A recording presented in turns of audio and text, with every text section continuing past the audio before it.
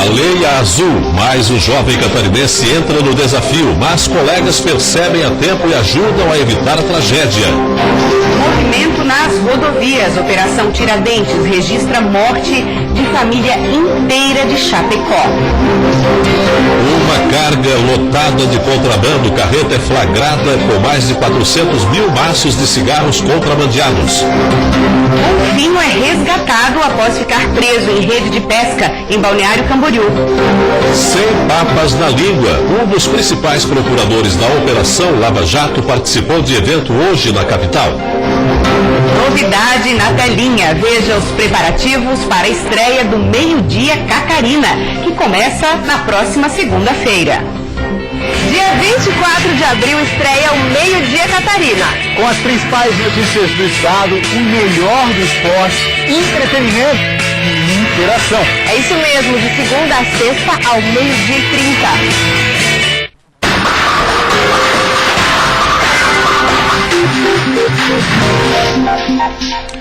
Boa noite. Familiares de uma adolescente de Criciúma deixam a tempo que a menina participar do desafio da Baleia Azul. Segundo o tio da jovem, uma colega de turma percebeu que ela estava com algumas escoriações e levou o caso para a direção da escola. A menina, de 13 anos, confessou estar participando do jogo, mas disse que não sabia das consequências. A jovem está sendo assistida por psicólogos e psiquiatra. O Band Cidade mostrou na segunda-feira, em primeira mão, que um jovem de 15 anos foi internado no Hospital Infantil Seara do Bem, em Lages. A mãe do garoto ficou chocada ao acessar o conteúdo do celular do filho. O adolescente era um participante do desafio da Baleia Azul. Nele, o participante passa por 50 etapas diferentes de autotortura, como mutilação, até chegar ao suicídio. O jovem ingeriu medicamentos para tentar o suicídio. Ele passou por uma lavagem estomacal e passa bem.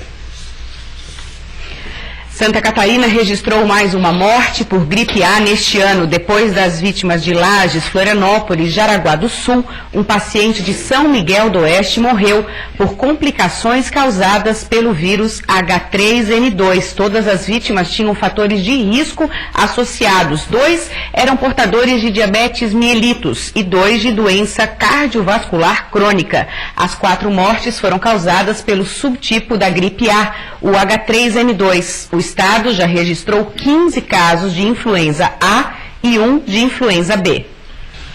A Polícia Rodoviária Federal intensifica a fiscalização nas rodovias do estado. A Operação Tiradentes registrou a morte de uma família inteira em Chapecó. Márcio transporta tinta e papéis do litoral para o oeste catarinense. Ele foi abordado durante a fiscalização da PRF e acredita que essas podem diminuir os índices de acidentes, apesar das condições das rodovias. A viagem está bastante devagar, tem bastante movimento. Está indo tranquilo. A fiscalização nas rodovias de todo o estado foram intensificadas durante esse feriado de Tiradentes. A PRF acredita que o movimento no oeste do estado deverá aumentar cerca de 10%, principalmente no domingo, quando os motoristas vão pegar a estrada de volta para casa. Por isso, a atenção deverá ser redobrada. Utilizar cinto de segurança, não exceder os limites de velocidades, não ingerir bebida alcoólica para dirigir e, sobretudo, ter cuidado à direção. Eu sempre digo que a condução de veículos é um fator que exige concentração. Muitos dos problemas que a gente observa nos acidentes é falta de concentração do motorista no que ele está fazendo.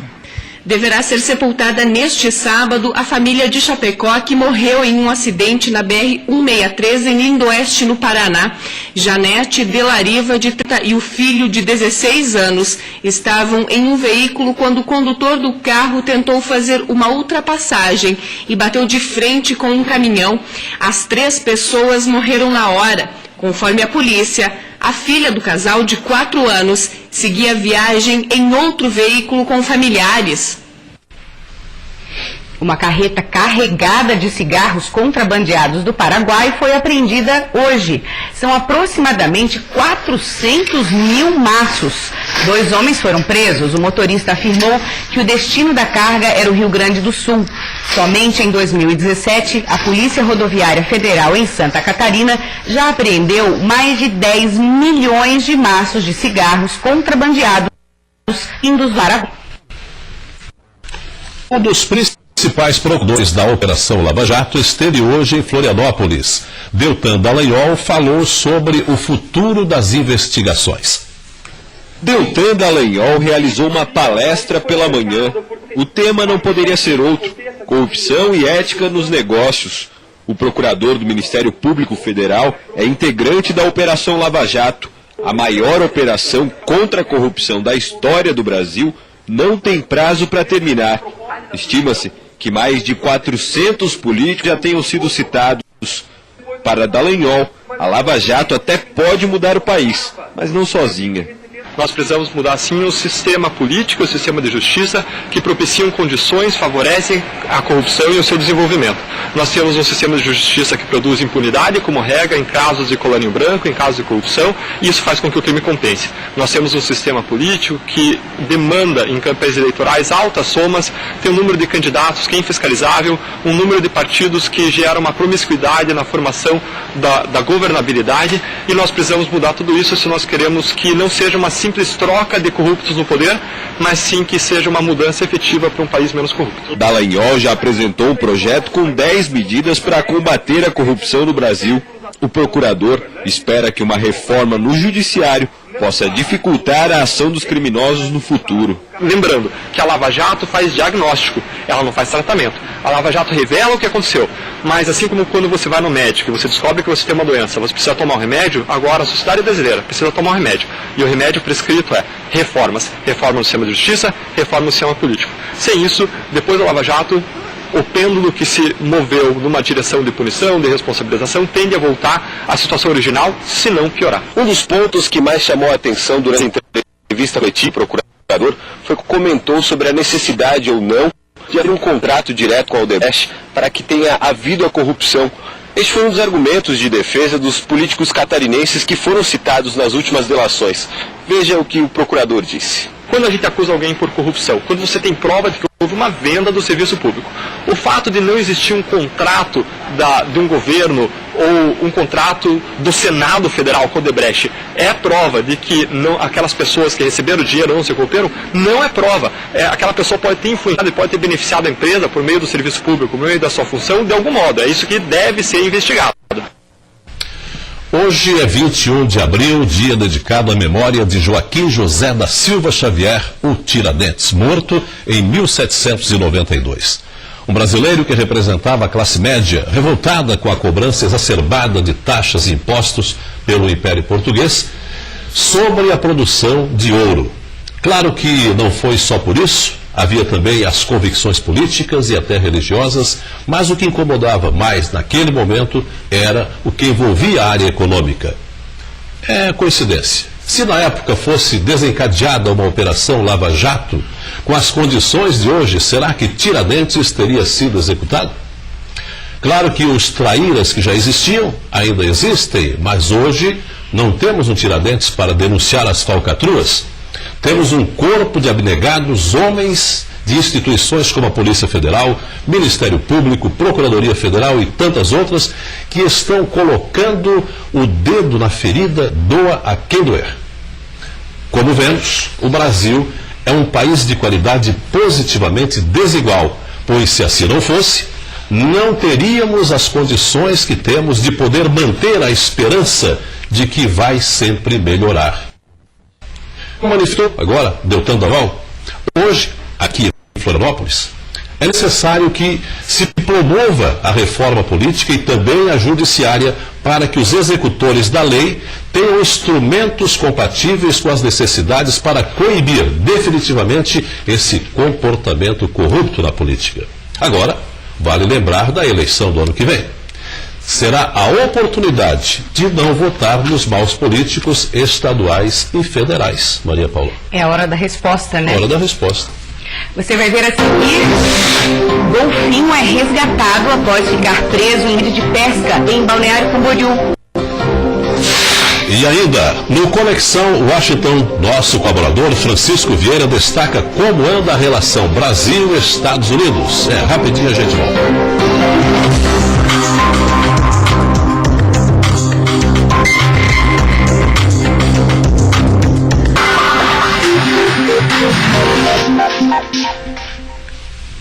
Em assembleia na tarde de ontem, servidores de São José, em greve há 25 dias, decidiram encerrar a paralisação. Segundo a Prefeitura e o Sindicato dos Trabalhadores no Serviço Público Municipal, os trabalhadores retornam às atividades na segunda-feira. A diretora de Política Sindical e Imprensa do Sintran, Jumeri Zanetti, afirmou que a maioria dos servidores decidiu pelo fim da greve depois de audiência de conciliação no Tribunal de Justiça de Santa Catarina. Um incêndio destruiu o depósito com produtos têxteis em Gaspar, no Vale do Itajaí. Este e outros assuntos agora no Giro de Notícias. Depois de 12 horas de trabalho, o Corpo de Bombeiros concluiu na manhã de hoje o rescaldo de um incêndio no depósito de uma indústria têxtil de Gaspar, no Vale do Itajaí. Ninguém ficou ferido. O fogo começou por volta das 8 horas da noite de ontem e atingiu grandes proporções ao consumir o estoque de algodão da empresa, que fica às margens da BR-470. Um golfinho foi resgatado em Balneário Camboriú após ficar preso numa rede de pesca. O animal estava ferido e tinha água no pulmão. O resgate foi feito no início da tarde na Praia Central. O golfinho foi medicado, monitorado e encaminhado para a unidade de estabilização de animais marinhos em Penha para se recuperar. Em comemoração ao aniversário de Palhoça, que completa 123 anos na segunda-feira, no domingo, a Camerata Florianópolis apresenta o espetáculo Rock in Camerata. O show que a música que rock na Praça do Centro da Cidade a partir das 7 da noite e é de graça.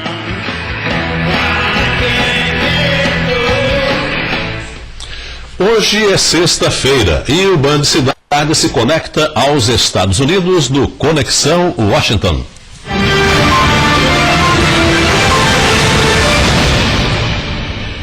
Em programas recentes, Salvador, conversamos com Francisco sobre imigração para os Estados Unidos, vistos de trabalho e também como estudar naquele país. Hoje, fazendo uma espécie de fechamento do assunto, vamos ver como anda a relação Brasil-Estados Unidos de uma maneira geral, que resulta em tudo o que conversamos até agora. Boa noite, Francisco, tudo bem? O que nós podemos dizer de uma forma mais ampla sobre essa amizade entre os dois países? Boa noite, Maria Paula. Boa noite, Salvador. Boa noite, telespectador. Boa noite. Embora tradicionalmente amistosa, a relação entre Brasil e os Estados Unidos nunca passou de cordial, civilizada. Talvez o último momento difícil tenha sido quando, da clara indicação que Lula ganharia a eleição presidencial de 2002, e ele ganhou, e se divulgava muito o perigo vermelho que ele representava. O Brasil sempre aspirou a um tratamento diferenciado e especial de parte do grande irmão do Norte. Olhando para o tamanho da economia brasileira, para a influência potencial ou real junto aos países da América do Sul e pela gradativa consolidação de nossas instituições públicas, parece um desejo bastante natural. E ao mesmo tempo acabaria com essa imagem de que somos florestas, índios e animais selvagens, além de mulatas rebolando, futebol e mulheres com pouca roupa. Os Estados Unidos, no entanto, nunca tiveram sensibilidade ou desejo de nos dar tal tratamento. São parceiros comerciais importantes nos dois sentidos da movimentação de bens e serviços, mas não alcançamos o status de parceiro especial. Por exemplo, não estamos entre os 6 ou 8 países visitados imediatamente após a eleição de um novo presidente americano, ou de alto enviado de sua parte, e continuamos com a exigência do visto de entrada no país, assemelhando-nos às nações mais atrasadas e inseguras do mundo. Francisco, o que podemos esperar agora com a era Trump? Pode haver alguma mudança com relação a esse comportamento? Salvador, o presidente Trump assumiu a Casa Branca em 20 de janeiro deste ano. E desde então, as manifestações oficiais sobre a América Latina se resumiram ao já famoso muro na fronteira com o México e a palavras de preocupação sobre a situação da Venezuela. Sem dúvida, a Rússia, a Síria e agora a Coreia do Norte têm tomado mais tempo da diplomacia americana. Porém, vemos que todo o setor do Departamento de Estado, que é o Ministério de Relações Exteriores dos Estados Unidos, que trata da América Latina, está ainda sob responsabilidade de um interino. Com o Brasil em seu terceiro ministro de Relações Exteriores em pouco mais de um ano, e os Estados Unidos sob nova administração, não podemos esperar a curto prazo programas conjuntos de real impacto. Ambas diplomacias seguirão fazendo seu trabalho cotidiano, porém uma agenda de cooperação que pudesse refletir os anseios brasileiros e as condições do hemisfério na segunda década do século XXI não aparecerá tão cedo. No entanto, a grande sensação que se tem é que o mundo oficial dos Estados Unidos não conhece o Brasil. Não sabe de nossa já alcançada pujança tecnológica em certos setores, da modernidade de muitas das nossas administrações municipais e da vanguarda de nossa produção agrícola. E esse desconhecimento só pode ser combatido com números, com intensa participação do setor privado brasileiro. A diplomacia brasileira pode ajudar e ser canal para contatos, mas não poderá fazer esse trabalho sozinha. E esses dois grupos, em conjunto, necessitam ser mais agressivos na venda do produto Brasil. Ok, Francisco, muito obrigado pelas importantes observações neste comentário. Um grande abraço e até sexta que vem. É sexta. Obrigada, Francisco. Até sexta. Boa noite para você. E confusão na Serra Catarinense. O presidente do Inter de Lages e alguns atletas se envolveram em uma polêmica em um hotel da cidade. Houve discussões e agressões físicas. O caso foi parar na polícia. Na semana mais importante para o Internacional de Lages nesse ano, houve também uma grande polêmica envolvendo o presidente do clube Christopher Nunes e o goleiro titular Neto Volpi. Os dois se envolveram em uma briga em um hotel de Lages dias antes do jogo contra o Avaí, que acontece neste domingo no Tio Vida, em Lages. A gente estava no nosso dia de folga, não estava em regime de concentração, não ia ter concentração. Então ele chegou aí no bar, viu a gente e saiu. Logo depois disso, depois de uns 5 minutos, meu irmão me ligou, me mandou mensagem dizendo que ele estava tirando as minhas coisas e as coisas dos meninos que estavam comigo no bar, estava tirando todas as coisas e colocando na rua, lá na frente do hotel. Fora Neto, mais 3 jogadores foram dispensados pela diretoria. Segundo o jogador, quando ele chegou o goleiro encontrou o presidente e 4 homens na recepção, onde eles acabaram se envolvendo em uma briga violenta. E o atleta ficou bastante machucado. Eu cheguei e falei, eu vou buscar minhas coisas e quero ir embora, não é isso que ele quer? Então eu vou pegar minhas coisas e vou embora.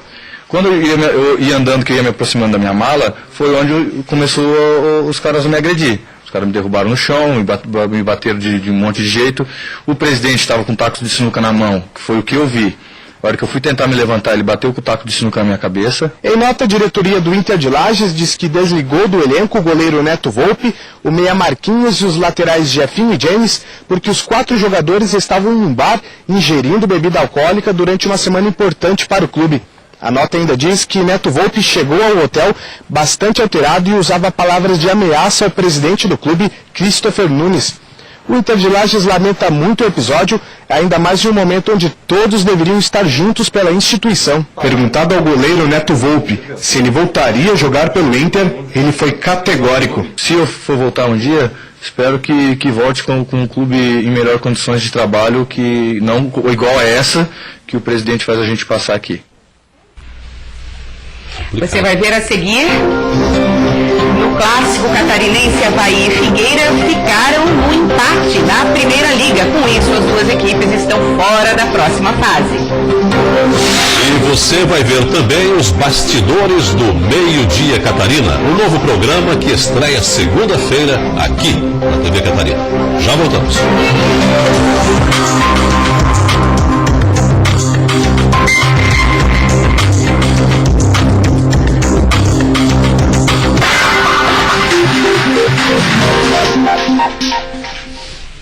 E ontem foi dia de clássico no Scarpelli pela Primeira Liga. Figueirense e Avaí ficaram no empate e nenhum dos dois avançou para a próxima fase da competição.